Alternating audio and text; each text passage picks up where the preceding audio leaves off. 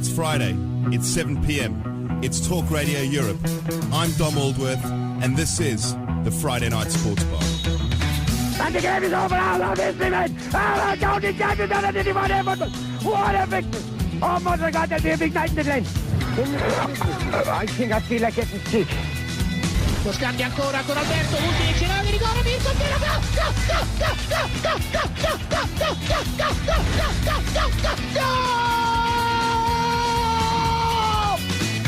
Oh no! Oh my gosh, no! Come on, no! Oh God! God bless those kids. I'm sick. I want to throw up. You tuned into Talk Radio Europe, your voice in Spain, and an hour of sport, the Friday Night Sports Bar with me, Dom Aldworth. Coming up over the next hour, Danny Pedrosa sets the pace at Le Mans ahead of the French Grand Prix. Match play king Ian Poulter crashes out of the Volvo World Match Play. And all eyes this weekend will be on Arsenal and Spurs as the Premier League comes to an end and that Champions League spot still up for grabs. Stuart Joseph and Richard Tilsley in the studio with me this evening.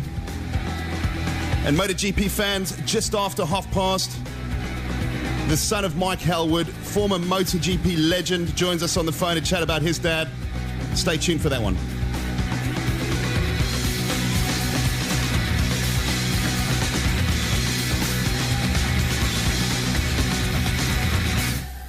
Well, this is Talk Radio Europe, the Friday Night Sports Bar with me, Dom Aldworth, Stuart Joseph, and Richard Tilsley in the studio with me. Before I bring them in, let's just do a recap about Monday's, what went on Monday's show.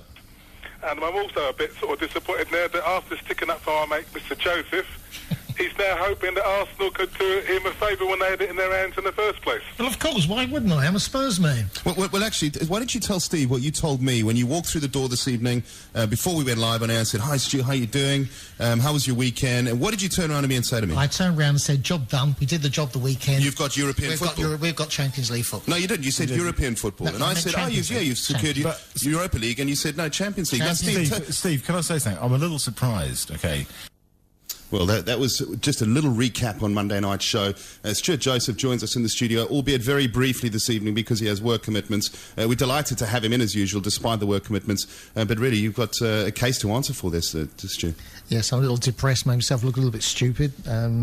What can I say? I eat humble pie. I've just got to hope, really, that Newcastle do the job the weekend couldn't do the other day and sit back and... it's going to be a lousy afternoon Sunday. I can't see Arsenal throwing it away now. Not going to Newcastle. It's not such a bad run, but you don't know. Football is a funny game. I mean, Newcastle are capable, although their last couple of results haven't exactly gone in their favour. But we certainly have seen a Newcastle side at times this season that are capable of upsetting the Arsenal. Yeah, no, listen, it can happen. I mean, we've seen so many results. Last day things throw up all different parameters, and we can only, as a Spurs man, you can only sit back and just hope it happens. But I just can't see Arsenal throwing it away. As a Spurs man, Stu, could you perhaps answer, I suppose, the question that most people ask, Spurs fans at the end of each season, which is, why are you such a bunch of bottlers? We're not a bunch of bottlers. You do. Look, you like the South African cricket side, yeah. You've got no BMT.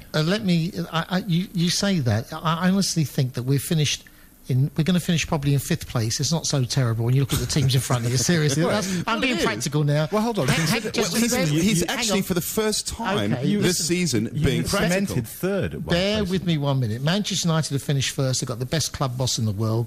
Manchester City and Chelsea are totally bankrolled, and that's the reason why they're in 2nd and 3rd. And Arsenal have been in the Champions League the last 10 seasons. They perform so well. We finished 5th. It's not so terrible if that's what happens. I still think it's a decent season for a team. We haven't got the same sort of amounts of money that comes in, and we've done very, very well, and we'll improve. We've got a good young manager. He's going to go forward as well. And I'm depressed. I'm really disappointed because we played so well. I think apart from Manchester United, we've certainly entertained better than any other team in the Premier. And I'm just very, very upset that after a hard, long season, we've got nothing to show from it. But, I mean, don't you think perhaps with another manager apart from the boy wonder? No. The boy wonder's great. You've got a young boy here. He's got a lot of things going for him. If he's given the confidence by Levy and he can buy the players that he wants, whatever money's available, we keep Bale for another year. You'd have to say a more experienced manager would have looked at the squad in the winter transfer window and thought, we need another striker. I won't have that. If anyone's to blame for that, that's Mr. Levy, because we knew we had to buy new players and he didn't want to spend them. I mean, look how well Sturridge has done since he went to Liverpool. Tremendously well. But I mean, you could have easily picked up a player like that, and you'd have probably now secured Champions League football. Again, it's down to the chairman. If the chairman doesn't want to spend money, he wants a nice balance sheet. He's got a nice balance sheet, but we won't qualify for the Champions League. You can't have the cake and eat it. And you'll probably lose some of your best players. No one's going. I can't see any of the boys leaving. I think we're strengthening the side this year with a couple of good players. I said... well, they need to, don't they, really, if they want to take it to the next level? We need 3 really good players, not secondary players. We need good players. We go out and buy Dembele, who's done very well. We paid about 14 mil. Chelsea go out and buy Hazard for 35 mil. The difference is enormous, and that's what we have to live with. We can't compete with that. We can't compete on wages, and we can't compete on the prices. So how are you preparing yourself, then, for Sunday afternoon? I've got work Sunday afternoon. I'm going to sit in. I'm going to do my work. I've got quite a few people to take around and do what I do. And my son will text me what's going on. Well, Richard had a good suggestion for you, didn't he? Yes. Go on, Richard. Tell me again. Well, you need to listen to any music that resonates at 528 hertz. Fine, I'll get that sorted. Okay. I'll get that sorted. Why is that? Why? It's a magical frequency, 528 hertz. Anything by Mozart, Jimi Hendrix. If that works, then I'll be very, very grateful. But I'm looking for. Listen, don't listen to anything at 7:41. The shame on Sunday is we go into Sunday. The last. What's that? Sorry. What's that? At 7:41 hertz. Oh, okay. Yeah, if you play music to a plant that resonates at 528 hertz, the plant will grow. Okay. Yeah. If you play it at 741, the plant will die. This is scientifically proved. Where's that help? So what you see, the thing is, if you play music and listen to music at 528, right, it will help soothe your soul and the pain that you're now feeling of yet another disastrous season for Spurs Football Club. Will that help Newcastle get a couple of goals on Sunday? No, because that's not going to happen, mate. We're the best war in the world. I've told you, it's Ragnarok. It's the doom foretold. Gentlemen, let's bring a caller that we've got ringing in here. Good evening, you're live on Talk Radio Europe. Evening, Fox in Mallorca. How are you, gentlemen? Good, thanks, Fox. How are you? I'm fine. Just a quickie before the Spurs van disappears. Is there any truth about Giovanni De Santos from Mallorca? Because they've been talking in Spanish papers of him going to Spurs. He's a Spurs player on loan, isn't he? I don't know. Yeah, no, he's a Spurs player on loan. I don't think they bought him. I think we loaned him out. I think he came to Spurs and did okay, but he wasn't brilliant. And he's loaned out to a few clubs, and he's there, I'm sure, on loan. I think what Spurs will try and do this season is try and get as much money in for the players that haven't made it, so we can go out and buy some top-class players. I'm hoping that's what's going to happen. How has he performed for Mallorca, Fox? Because I know that's where you're based. Well, he's played very well for Mallorca. The only trouble is nobody else has. That's why we're going down. I'm sorry to hear that. Oh, well, no, they have. They played terribly. I mean, it's one of the problems here is the club has no money. Yeah. Where, most of the players are getting to the end of their lives, really, or they're very, very young. And you've got, you can't do that in this league. They've had the chances to stay there, but unfortunately, when you score 1 point in, out of 14 in the last few games, it just doesn't do any good. No good at all. No, absolutely not. 28 points, they're down. 29 at the moment, actually. There's no way they can stay up. Well, okay, thank you, gentlemen. Just wondered what was happening to our little boy. I thought they'd bought him last year. I didn't realise he was on loan. Well, Fox, thanks very much indeed for listening, and thanks even more for your call. Much appreciated. Cheers. Bye for now. I mean, talking about big clubs going down, I mean, they are one of the bigger clubs in Spain, Mallorca. I mean, and the San Moix, I think, is their stadium. Is a really big stadium, isn't it? Good stadium. It's just a shame, they've got a lot of English people living out there. It's just a shame they won't be in the Major League. A couple of minutes before you leave, Stu, there is other things taking place in the Premier League this weekend, which I want to mention very briefly. And more poignantly, it's several retirements of players. We've got Sir Alex Ferguson going, David Moyes, his last game in charge of Everton, Paul Scholes, Jamie Carragher, Michael Owen, Phil Neville. Also going, but one stealing all the headlines away from the Premier League is obviously David Beckham. 6 Premier League titles, 2 FA Cups, 1 UEFA Champions League during his time at United, 2007 La Liga title with Real Madrid, 2 MLS in 2011 and 12 with the LA Galaxy, and of course the first French league title with PSG since '94 during his period on loan. A host of marvellous players with marvellous careers, all saying farewell to professional football this weekend or next. Well, I think all the players you named, they've been great servants, especially the Liverpool guy, who's retired. Jamie Carragher. Jamie Carragher has been absolutely superb. But David Beckham, I'm an East Ender. I was born in Leytonstone, the same as David Beckham, so we have something in common. Not the football skills, but we were born in the same place. I think David Beckham has been an inspiration to the kids today. play, to football. He's a great role model for the kids in this world. He's a dedicated guy to his family, to his football. And what people forget is that when they won the European Cup, when they won 2-1, the last 2 goals in the last few minutes, it was his corner kicks that were placed perfectly for those goals. And you don't talk about that. You talk about goal scorers. I think David Beckham, to me, has just been an inspiration. I've enjoyed watching his career, and I wish him the best of luck, whatever he's going to do. I'm sure he's going to stay in football. I think he signed something as an ambassador for Sky Sports and things like that. And I just think he's just a brilliant role model for the kids of today. I really, really do. And your pick for the King's Cup this evening? Real Madrid, Atletico Madrid? No, it must be Real Madrid. Must be Real Madrid. Stu, thanks. We know you've got to leave. Thanks for coming in. We're going to take a quick break. The other side of that, we're going to bring Kenny in to talk a little bit of Chelsea and their marvellous victory against Benfica in the Europa Champions League final. So stay tuned. It's the Friday Sports Bar with Dom Aldworth on Talk Radio Europe. Your voice in Spain, Talk Radio Europe, and the Friday Night Sports Bar with me, Dom Aldworth. Richard Tilsley in the studio with me here. Stuart Joseph popped in for the first 15 minutes. Stu, thanks for that. I know you've got work commitments. But we now have Kenny, who's joined us in the studio this evening. And the reason why Kenny's joined us is, of course, you all know that he's a big Chelsea fan, and it was a top-class performance. They are the only club side to actually hold the Europa League title as well as the Champions League title, which effectively they still hold until next weekend. I'm not too sure whether Europa League is something as Chelsea we're really jumping up and down about, but of course it's still nice to get. I mean, if we'd lost, it would have made a very, very different season. But to win the Europa League and come on a third in the Championship and qualify for Europe, that's not the worst season in the world, is it? A pretty decent, or big 2 fingers up in a nice quiet way there for Rafa Benitez. Towards all those Chelsea fans that really made life a misery for him when he first took over. For me, they're a disgrace, to be perfectly honest with you. I'm a great believer that no matter what you think beforehand, the moment they walk in that room and they take on that job, they're your manager. Get behind them, support them just the same as you would the players. I don't like to see this. Rafa Benitez is basically a decent man. If you don't like his tactics or you don't like his ways, that's fine. But give the man a chance. And I think what he's done there has stable a very, very rocky ship that started off looking, pretty desperate, and there was a point when we couldn't have dreamed of coming third and winning the Europa League, and he's stabled that with his experience, and I think he's shown some common sense, and I think he's dealt with the big egos there that everybody said he couldn't, so well done to him. It must be quite difficult, though, being a Chelsea fan in some ways. Always has. Well, because when we were in the second division. The Spurs fans we used to see, the Chelsea one sits in, and Rich now has a go at the Chelsea one. Because he's anti-London, I think. You're always going to have a slightly ambiguous relationship with the owner of the club, aren't you? Yeah, you see, that is the interesting thing about it, because most Chelsea supporters that I know, and I'm talking about Chelsea supporters who have been Chelsea supporters for a long time, obviously because of my age. I'm not talking about the Prawn Sandwich Brigade that's come along in the past few years and have got a corporate box through their company. I'm talking about people who stood on the shed with me, 40 years ago. Abramovich came in and changed our club dramatically. He brought us a level of success we hadn't seen since, Dave Sexton and Bates, etc. And then only occasionally. And then not consistently. But that was the nature of the game then, to be fair. Now you have to continue to invest to stay at that level anyway. All the big clubs are realising that now. However, he brought us that success and we love him for that. But he does mess around with that club, and it's almost like...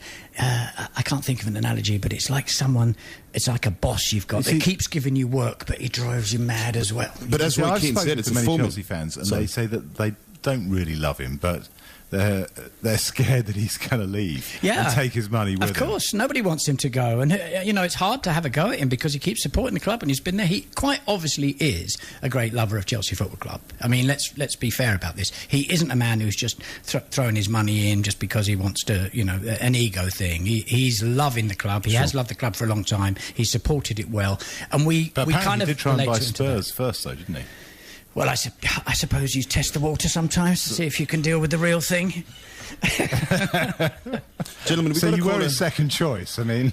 Gentlemen, we've got a caller on the line there. Good evening, you're live on Talk Radio Europe. Yeah, good evening, Dom. It's Gary here. Good evening, Gary, welcome. I just listening to the last few minutes, love Kenny to death, but there is an argument that Mr. Abramovich has brought the worst out of the Premier League, surely. In what way, Gary? Well, in most ways, actually, by being a sugar daddy and the way that the club's gone. It's a completely different team. And I'm speaking as someone, and this is documented, you can check this out, Portsmouth were the first team that Abramovich looked at, and he put in a bid for 25 million in 1997, 98, and that was turned down. So the tables could be turned, but I don't think he's done anything for football in general.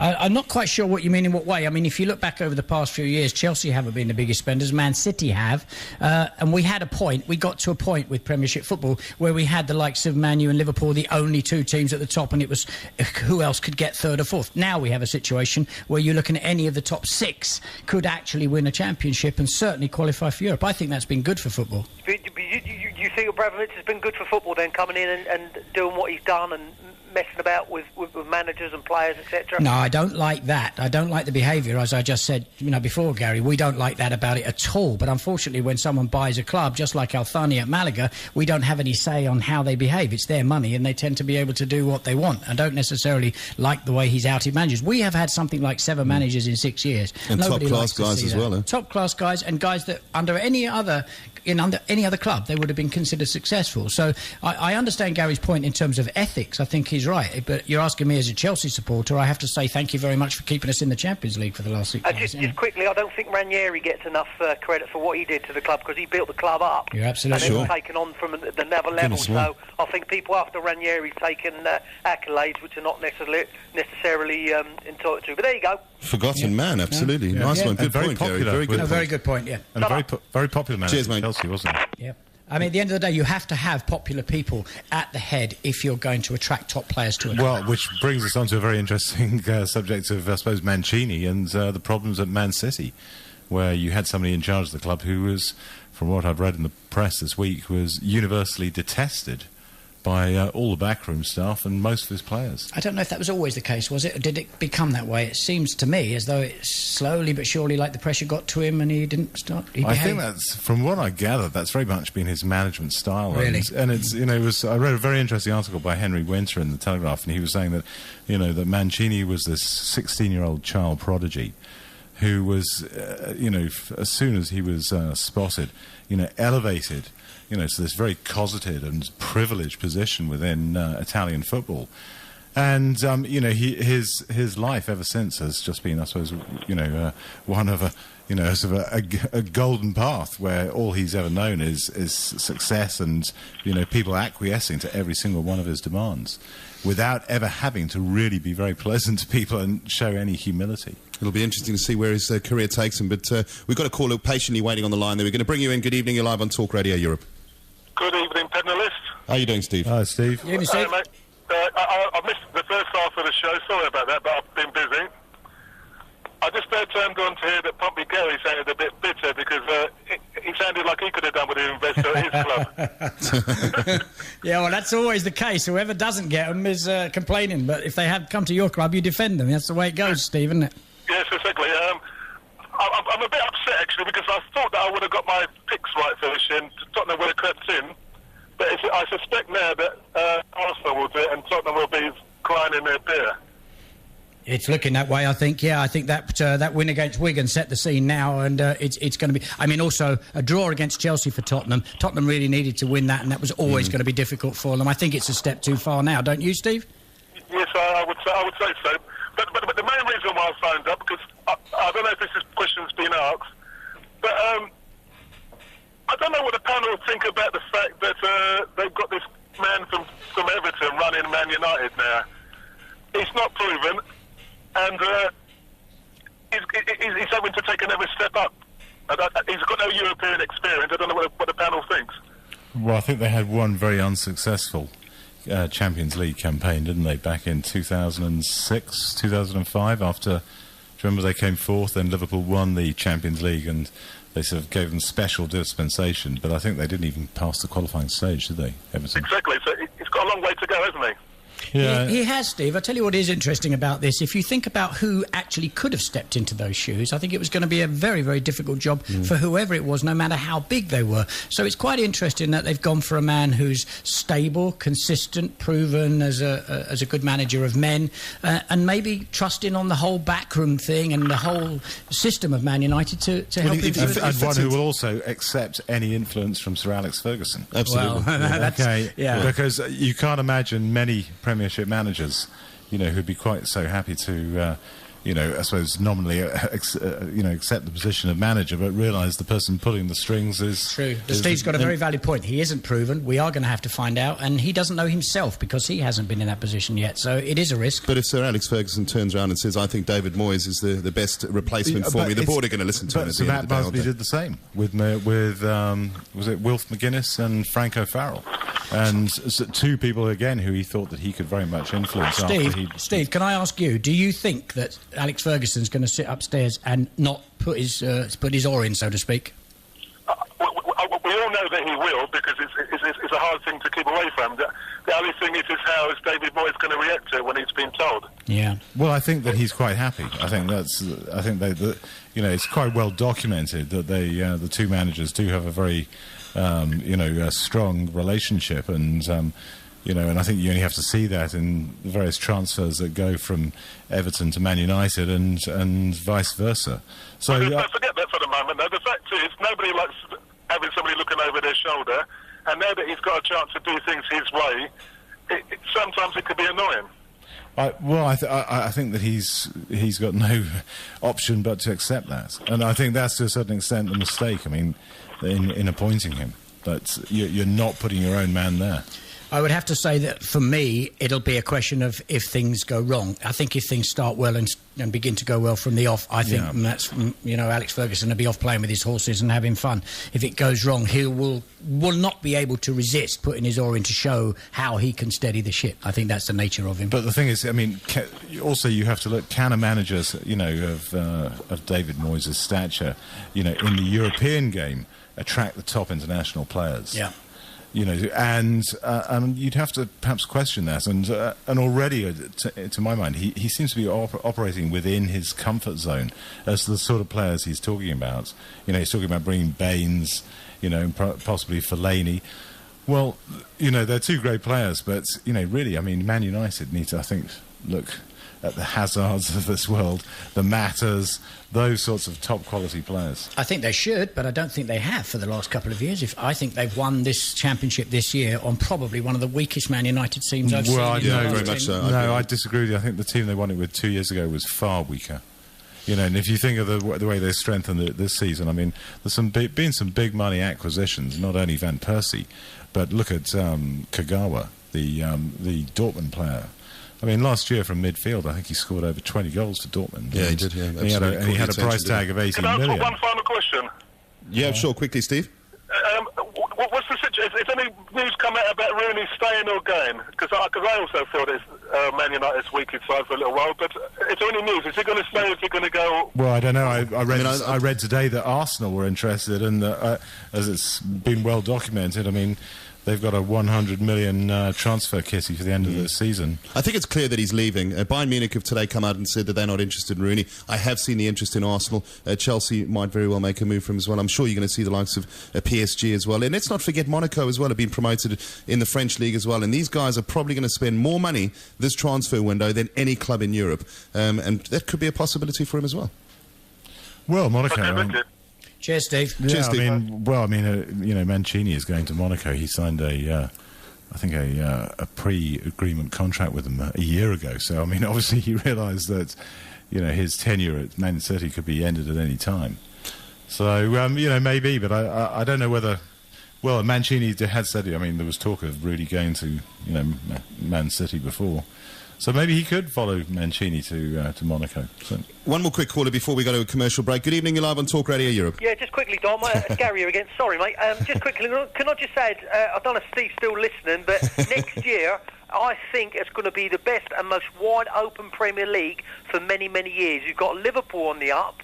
And I can envisage if Brendan Rodgers keeps them together and gets some more signings, them being in the top four at the end of next season. Moyes ain't going to do anything there for the next 2 years if he stays there that long, and all the other teams are in such a flux of change. I think a good bet would be Spurs at the end of next season. Put your money on Chelsea. No, I don't think... I think they're getting too old now. I think they're getting too old. They've had their day, and I'll go by that old adage, you should never go back. You should never go back. You talking about Mourinho? Yeah. Yeah, I agree with you, I'm afraid. As I say, Moyes is... well, whatever. They're all in a state of flux, and the only two teams I can see really making any headway will be Liverpool and Spurs. Anyway, that's my 2 penneth.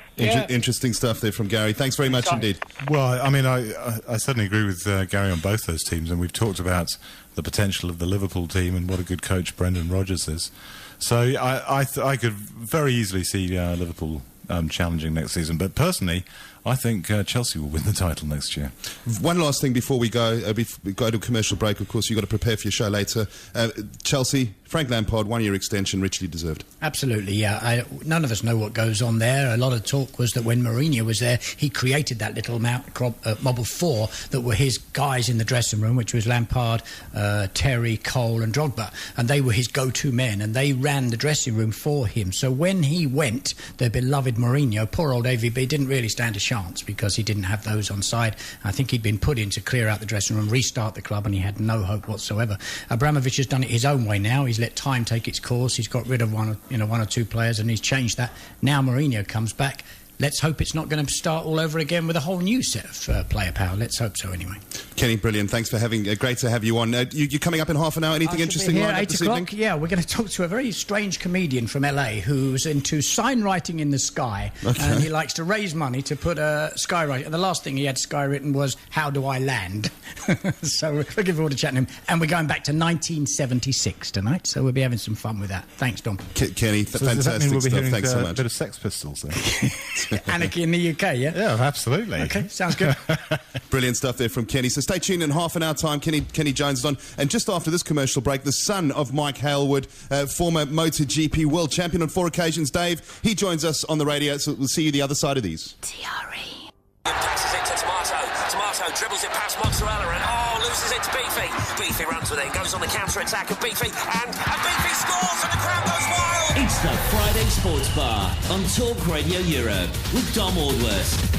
You tuned into the Friday Night Sports Bar with me, Dom Aldworth. Round 4 of the MotoGP World Championship comes from Le Mans this weekend in France. We're going to give you some of those results on practice that took place today, this morning, and this afternoon. But it's a real pleasure to welcome on the line now one of the greatest motorcycle riders the world has ever seen. Sadly, was lost at a very young age of 40 years old, Mike Hailwood. But his son, Dave Hailwood, joins us on the radio from Cambridge this evening on the phone. Dave, welcome to Talk Radio Europe and the Friday Night Sports Bar this evening. And we're talking about Le Mans. This is a circuit that your father would have competed in on many occasions. Yeah, hi Dom. Both cars and bikes at Le Mans. Crikey, Le Mans, such great history there. It's always fabulous racing. And even if you're a spectator at Le Mans, it sure is a fabulous atmosphere there. Well, Dave, it's brilliant to have you on this evening. It's been, 33 years, unfortunately, since that tragic night that both your sister and your father lost their lives. You were involved in that accident as well. But just tell us, obviously you were very young at the time, just tell us what memories you have of your father. I remember Dad baking my scale Extrix on Christmas Day, the day I got it, you know. Him and my Uncle Rod got stuck in there, and I didn't get a look in, and by the end of the day, all the cars were broken, and that was the end of that. But, he passed when I was quite young, so I don't have too many memories. I remember getting thrown out of the pits at Donington for being too young, of course. But, not too much, unfortunately. But, Dave, I'm obviously my age as well. I wouldn't have remembered your father racing because of my age, but I've done my research on him. And, his career statistics are staggering. He won let's talk MotoGP, 250cc, he was a 3 times world champion. 350, he was a 2 times world champion. And 500, which I suppose is the equivalent of MotoGP, on 4 occasions.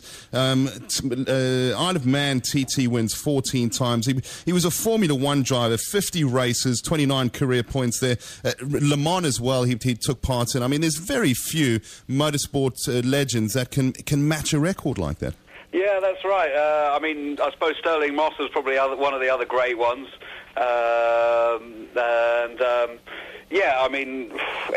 it sure is one incredible tally to try and beat. I know Mr. Rossi's getting pretty close, and word has it from my mum that she wouldn't be too impressed if he got another World Championship this year, or next year, because then he would equal my dad's bike World Championship record.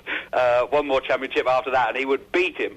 So we're all sort of on tender hooks at the moment as to how Valentino's come back to Yamaha is going to pan out. Well, actually, he was looking much better today in free practice as well. He was 2 years with Ducati, a team that your father was very successful with in the past. Yeah, that's right. I mean, we've had a great affiliation with Ducati over the years. Ducati is one of my favourite machines. I have a real passion for the big red bikes, and I've had plenty of Ducatis myself in the past. If I was racing, I would have to be on a Ducati. I couldn't see myself doing anything else. What, even with the underperformance of them in MotoGP at the moment? Well, they're starting to make headway. One of my friends there in the team is very happy with the way young Dovizioso is moving up through the field. Yeah, he's doing okay, isn't he? Yeah. I mean, Dovi's he's an incredible rider, coming up from Moto 2. I watched him all the way through that, and he likes a good hard battle, does Dovi? Not to take anything away from Nicky, of course. I mean, Nicky is a fabulous rider too. I know Nicky, and I mean, he's a very nice guy, quite unassuming guy, but I couldn't stick with him on the track, that's for sure. Well, we might as well stay with talking about youngsters. I mean, Marc Marquez, a real sensational start to his MotoGP career. 3 podiums, currently second in the championship standings. I think only a point or two off Danny Pedrosa. Sensational stuff from Marc Marquez. Oh, Marc Marquez is, well, my household is a little divided at the moment. Having lived in Spain, as you know, for many years, we have a fondness for all the Spanish riders, and of course, Danny Pedrosa is right up there. My Spanish wife, she's a big fan of Danny's, and of course, now that Marquez has come along, also Marc as well. But it would be hard to pick between the two. But of course, being British, I've got to support Cal, because Cal's my man. And he's having a good season so far, isn't he? He is indeed. I pray to God that someone gives him a factory bike next year. I know the Tech 3 bike that they're riding is pretty close. But it's not right up there. It's not a Lorenzo or a Rossi machine quite. So, hopefully next year something will change and he'll be on a factory bike and really be sticking it to the guys at the pointy end. Well, I stand to be corrected, actually. Marc Marquez tops the tables at the championship standings at the moment on 61 points, followed by Danny Pedrosa on 58, Jorge Lorenzo 57, Valentino Rossi on 43. And I don't know whether you had a chance to watch free practice today. Danny Pedrosa going quickest in the morning, Jorge Lorenzo second, Valentino Rossi third, Nicky Hayden. And in the afternoon, Danny Pedrosa again. Marc Marquez coming from 7th to 2nd in the afternoon session. Valentino Rossi again in 3rd, Lorenzo in 4th. There are signs there from that free practice. I mean, Valentino Rossi, a 3-times winner in Le Mans. So is Jorge Lorenzo. Danny Pedrosa has never won in Le Mans. But there are signs there that Rossi is now getting to grips with his old Yamaha machine again. Yeah, I mean, it looks to be pretty good. I mean, Danny was on a 134.035, and Marquez was just behind him on a .169. I mean, Lorenzo's on a 134.201, so he's not far off. But I think the Yam definitely needs a little bit more grunt in there. I'm sure that the fact that Rossi got up to where he was is because he knows where he's going on the circuit. He feels very comfortable there, and I'm sure he's got to show the younger boys how to do it, hasn't he? But I mean, it is good to see him back up in 3rd, and it's going to be interesting. We've got Bradl there in 5th as well, by the looks of things. 5th quickest so far. So we'll see how it shakes down in qualifying tomorrow. It's going to be a very interesting race, I think. Wet conditions also expected for qualifying and possibly race day as well. Yeah, so I see. That's going to make that's going to throw the cat amongst the pigeons. Absolutely. Your pick for the weekend, Dave? Ooh. Well, I think Rossi stands a good chance with this one. However, Danny's quick off the line, as we all know, and Marquez is, he's hot to trot. So I think it's going to be a battle there, probably between those top 4 guys.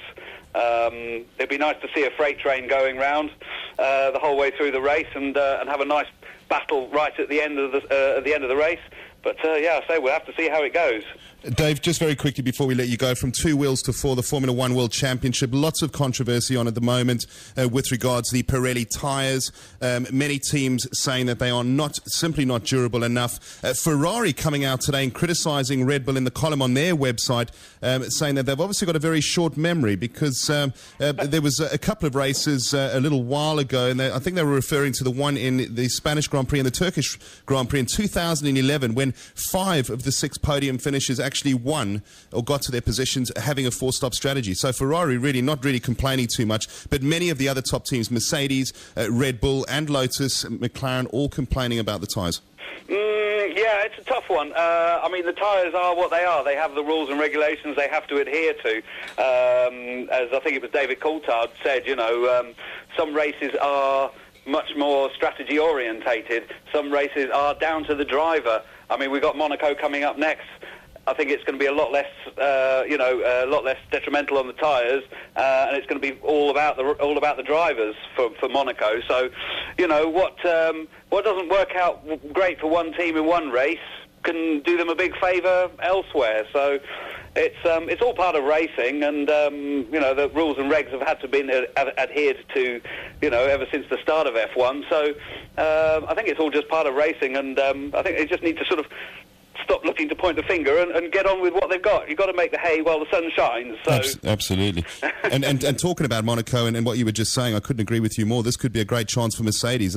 We've seen that they've been very quick in qualifying, occupying the pole position on the last 3 races, and Monaco is one of those circuits which makes it very difficult to overtake. So Mercedes could really have a good chance of delivering certainly a podium this time around, possibly even a first place.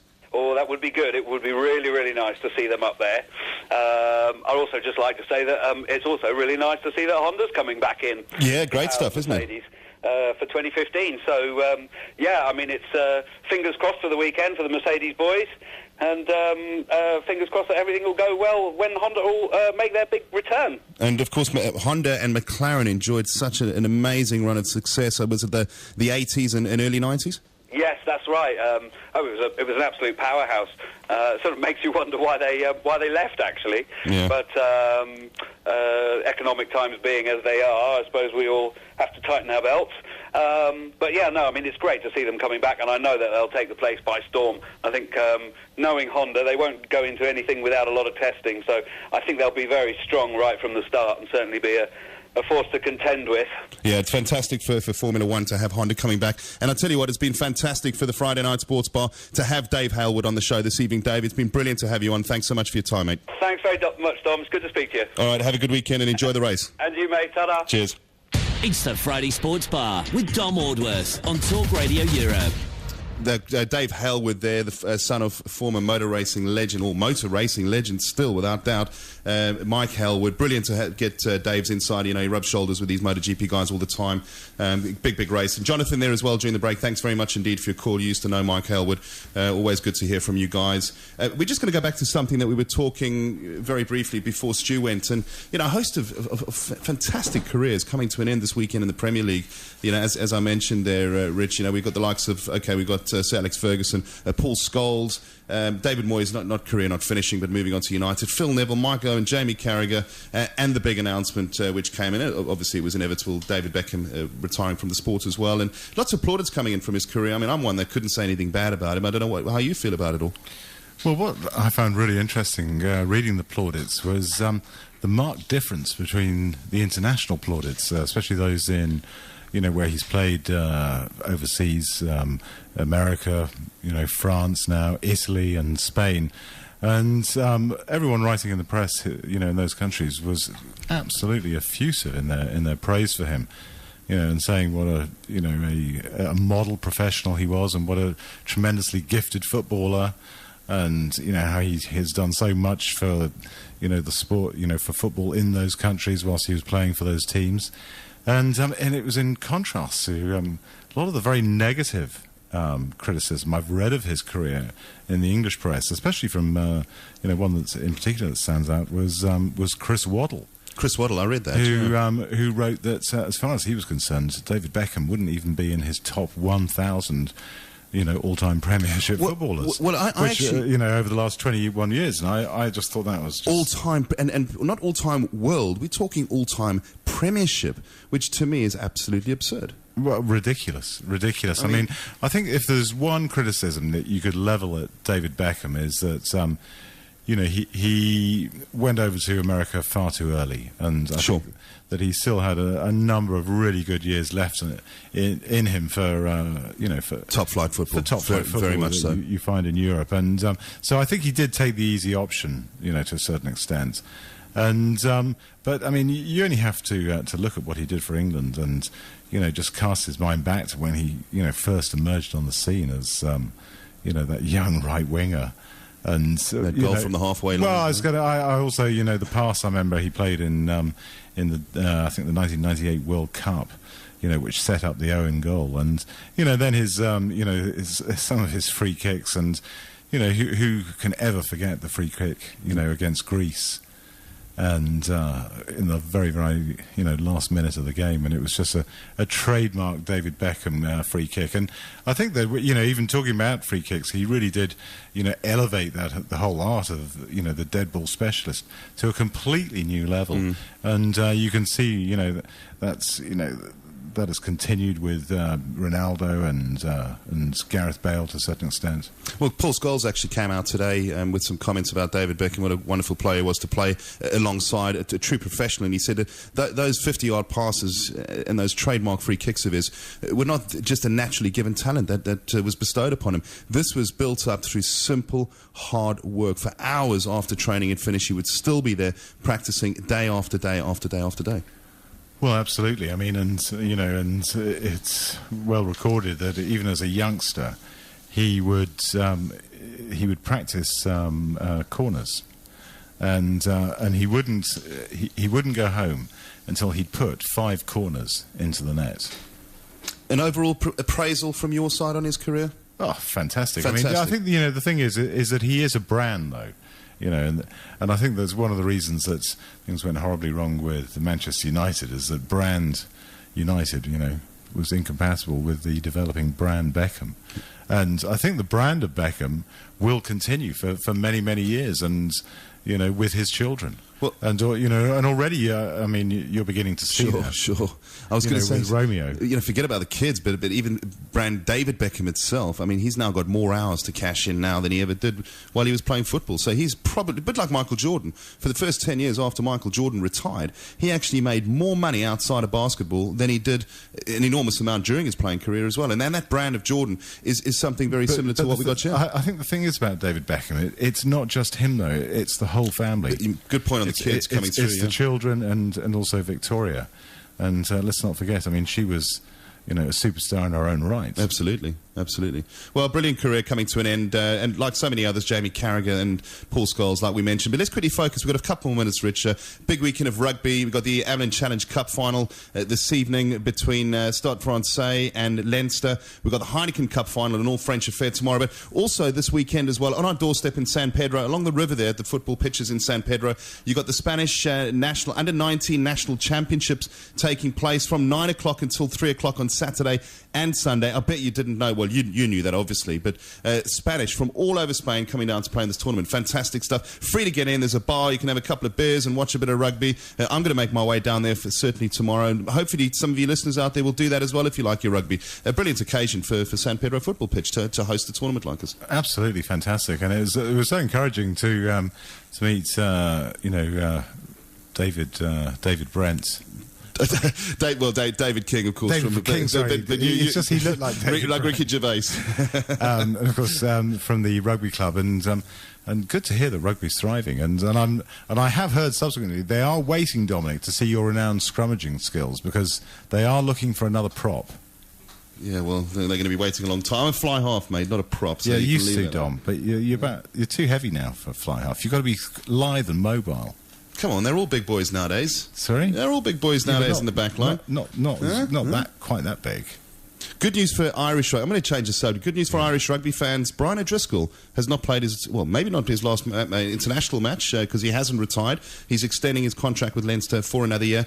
He won't be featuring this evening. Gordon Darcy won't be featuring this evening. Coming back to the Heineken, who do you think is going to win? Well, I was just going to quickly go through. You've got Leinster, Stade Francais. For me, Leinster going to win. But the Heineken Cup, I mean, it's an all-French affair. Clermont versus Toulon. Johnny Wilkinson's But it's not Toulon. really an all-French affair, is Well, it isn't. I mean, not when you look at Toulon. I mean, how many English players are there? 5 in the... I think there's probably going to be in single figures the amount of Frenchmen taking part in the final tomorrow. So probably there's going to be more English players than... English, South African, big South African contingent down in Toulon, New Zealand, Australian. Matt Ghetto's there at Toulon as well. I mean, there's some quality players on show. Make no mistake about it. Wesley Fofana, he's a Frenchman that'll be on there. But this is one of the reasons why you've seen the French national side suffering so much, because there's no young talent coming through. Well, certainly not at fly half, and this is one of the things that we've spoken about at length during the Six Nations. But I'm really looking forward to that Heineken Cup match, and if you're English, you've got to be rooting for Toulon. Oh, very much so. Johnny Wilkinson, who has been nominated. They're like the little English team in France, aren't they? And absolutely. Well, who you got playing now? You got Simon Shaw coming to the end of his career. Andrew Sheridan, powerful scrummager. Stefan and Dylan Armitage there. Simon Shaw, I think we've mentioned as well. But let's chuck in the likes of obviously Wilco, and then you've got the likes of Bucky's Burter in there as well. Dom, also cricket. Cricket, yeah, well, very briefly. England's summer of cricket has begun, hasn't it, against New Zealand? 2 tests before the Ashes. England being bowled out for 232. In reply, New Zealand 153 for 4 at the close of play. Pretty positive start there by New Zealand. Yeah, I mean, with the weather, it looks as though it's going to be pretty hard going, and suddenly, the outfield was very slow, difficult to score quickly. But, the ball is swinging, and Jimmy Anderson, over 300 wickets, Dom. Absolutely. What a great bowler. Brilliant stuff. Great opportunity. Thanks for tuning in. Thanks to Dave Hailwood as well. On the hour, live international news from Sky.